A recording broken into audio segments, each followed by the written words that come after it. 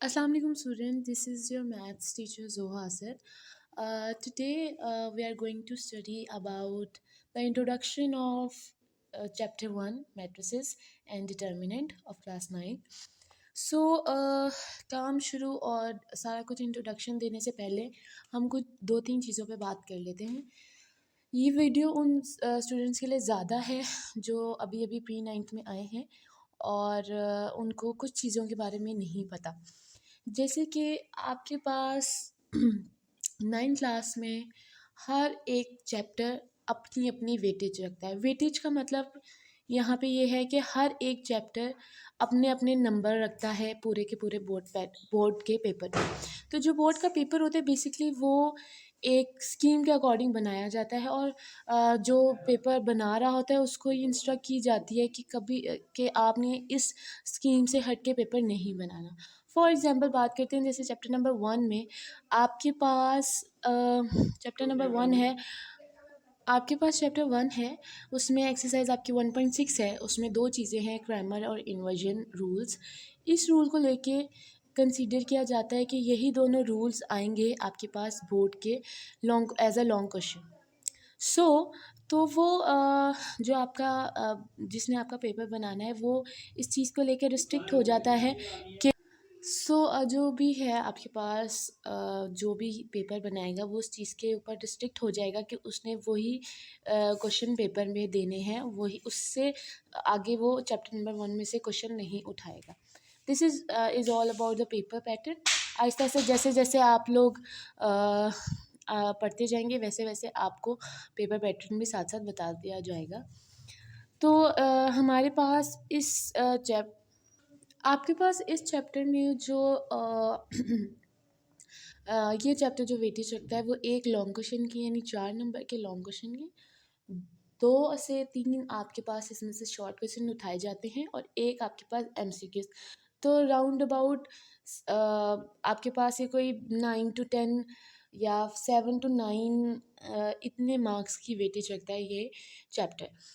इंतहाई easy chapter है, कोई मुश्किल चैप्टर नहीं है, आप आराम से ये चैप्टर सॉल्व कर सकते हैं अगर आपको फर्स्ट गो में समझ आ जाता है।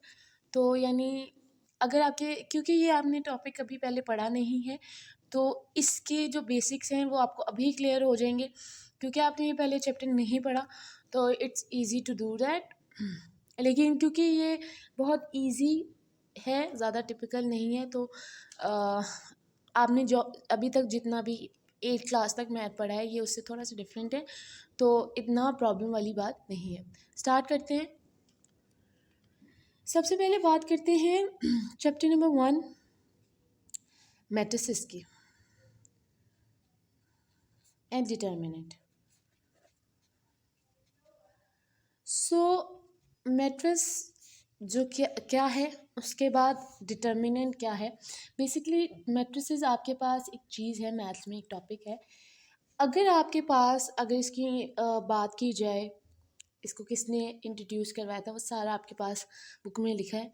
मैटर करते हैं आपके पास इसकी डेफिनेशन।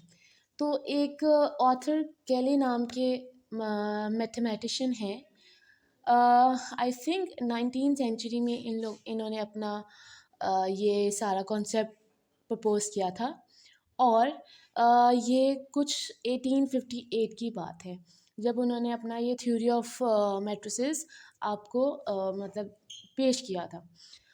बेसिकली मैट्रिसेस का यूज़ आधे से ज़्यादा बच्चों के क्वेश्चंस ये होते हैं कि इन चीज़ों का यूज़ हमारी बेसिक लाइफ में कहाँ होता है, रेगुलर डेली लाइफ में कहाँ होता है। तो बड़ी बड़ी इक्वेशंस को सॉल्व करने के लिए आप मैट्रिसेस का यूज़ कर सकते हैं। तो मैट्रिसेस पे बात करते हैं। मैट्रिसेस आपके पास डेफिनेशन है। डेफिनेशन आपके पास एक बात याद रखिएगा, जब भी आप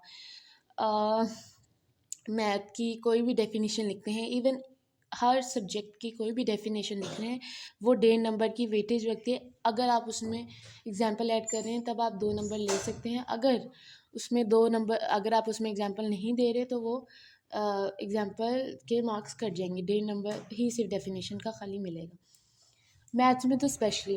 अच्छा, अब आपको बताती हूँ कि मैट्रिक्स होता क्या है। प्लूरल में मैट्रिसेस और सिंगुलर में मैट्रिक्स।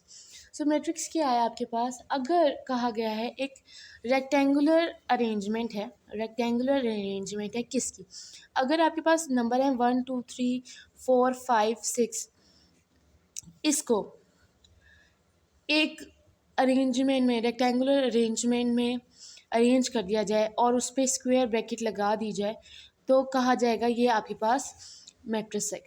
सिंपल, कि ऐसी अरेंजमेंट जिसमें आपके पास नंबर हैं और उनको आप इस तरह स्क्वायर शेप में अरेंज कर, स्क्वायर ब्रैकेट में अरेंज करके रखते हैं, तो आपके पास वो हो जाएंगे मैट्रिसेस। अच्छा, इसमें दो तीन चीज़ों की बात करते हैं। ये आपके पास मैट्रिक्स की रोज़ होती हैं, आपके पास हॉरिजॉन्टल जब भी बात की जाएगी तो वो रो कंसीडर होगी। जैसे इसमें रो 1 है, रो 2 है। अब यानी कि पता चला जब आप हॉरिजॉन्टल बात करते हैं तो वो आपके पास रोज़ में जाता है। जब आप इसमें वर्टिकली बात करते हैं फ्रॉम टॉप टू बॉटम, तो वो आपके पास कॉलम्स में जाता है। जितने आपके पास रोज़ आएंगी उस रोज़ को नंबर देते जाएंगे, जितने आपके पास कॉलम्स आएंगे उन्हें आप उस कॉलम्स को नंबरिंग देते जाएं। फिर उसके बाद जैसे हमारे पास यहाँ पे कॉलम हो गए 1 2 and 3, this is your column C1 C2 and C3, C column 1 column 2 and column 3। इसी तरह R1 row 1 and row 2। Other thing is आपके पास कुछ बेसिक चीज़ें आपको पता होनी चाहिए। जैसे एक मैट्रिक्स है 1 2 3 4, इसमें ये जो इसके एलिमेंट्स होते हैं इसको हम बोलते हैं इसके मेंबर, इसके एलिमेंट्स, या इसका तीसरा नाम भी है, इसको बोलेंगे एंट्रीज। आप इसको मेंबर भी बोल सकते हैं, आप इसको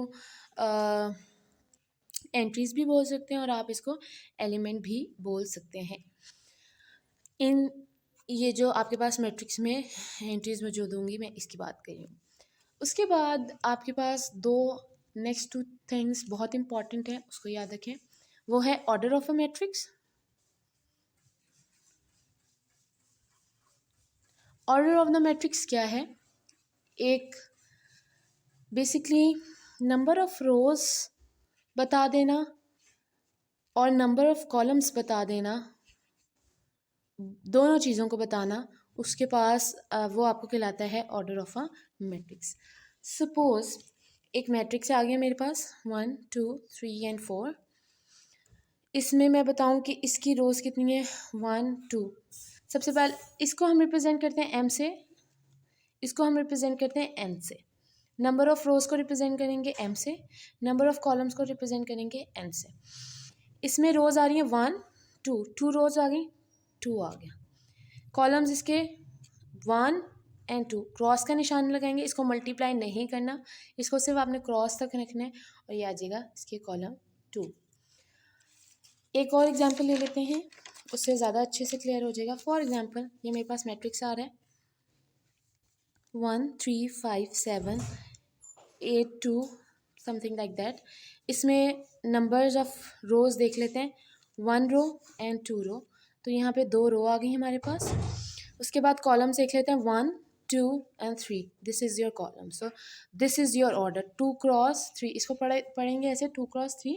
इसको मल्टीप्लाई नहीं करना, इसको ना कुछ और कहना है, मल्टीप्लाई भी नहीं कहना, इसको कहेंगे 2 क्रॉस एंड 3, दैट्स इट। उसके बाद आपके पास एक बहुत मेन टॉपिक आता है जिसे कहते हैं इक्वल मैट्रिक्स। ये आपके इंट्रोडक्शन में इतना ही आएगा। इक्वल मैट्रिक्स, जब आप इक्वल मैट्रिसेस की बात करेंगे तो हमेशा आप दो मैट्रिक्स की इक्वलिटी की बात करेंगे। हमेशा आपने बात करनी है कि दो मैट्रिक्स कब आपस में इक्वल होंगे, उसकी सिचुएशन बात कर लेते हैं, वो क्या सिचुएशन होगी। इसकी दो कंडीशन है। जब आपने पता करना है दो मैट्रिक्स, एक मैट्रिक्स ए है एक मैट्रिक्स बी है।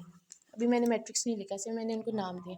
मैंने गेस करना है कि ए बी के बराबर है या बी ए के बराबर है, तो उसकी दो पॉइंट्स उसको फुलफिल करने हैं। पहला पॉइंट कि इनका ऑर्डर दोनों मैट्रिक्स का आपस में सेम होना चाहिए। ऑर्डर सेम होगा, पहली इसकी शर्त यह है कि इनके ऑर्डर सेम होने चाहिए। इनका ऑर्डर सेम होगा, दूसरी शर्त आपके पास आएगी, फिर आपने दूसरी शर्त पे चले जाना अगर पहली कंडीशन पूरी हो रही है। वो ये कंडीशन है कि इनके जो एंट्रीज हैं, जो मेंबर्स हैं, जो एलिमेंट्स हैं दोनों मैट्रिक्स के, वो भी एग्जैक्ट सेम होने चाहिए to be in short form. In other words, अगर आप कहें कि दो मैट्रिक्स कब आपस में इक्वल होंगे, जब वो एग्जैक्टली सेम होंगे ना, तो आप वो कह देंगे वो इक्वल मैट्रिक्स है। अगर वो एग्जैक्टली सेम नहीं होते, यानी उनमें ज़ीरो माइनस प्लस ज़रा सा भी डिफरेंस आ जाता है ना, तो आप कह देंगे कि इक्वल मैट्रिक्स नहीं है। यानी उनके एलिमेंट्स ऑल्सो सेम, मतलब उनकी पोजीशन भी सेम होनी चाहिए। लाइक 1 2 3 4, ये वाला मैट्रिक्स इसके बराबर है 1 2 3 4। ये देखें, जहाँ 1 है वहाँ इधर भी 1 है, जहाँ 3 है वहाँ 3 है, जहाँ 2 है वहाँ 2 है, जहाँ 4 है यहाँ पे भी वही 4 है। लेकिन अगर मैं कहूँ 1 3 2 4 और इधर कहूँ 1 2 3 4, अब देखिए एलिमेंट्स तो बिल्कुल सेम है, लेकिन यहाँ 1 है वहाँ 1 है, इधर 2 है इधर 3 है, तो ये आपस में इक्वल नहीं होंगे। ये एग्जैक्ट सेम थे, साइन का भी फर्क नहीं था, बिल्कुल एग्जैक्ट सेम थे, तो यानी ये दोनों इक्वल मैट्रिक्स है। This is all about the introduction of matrices.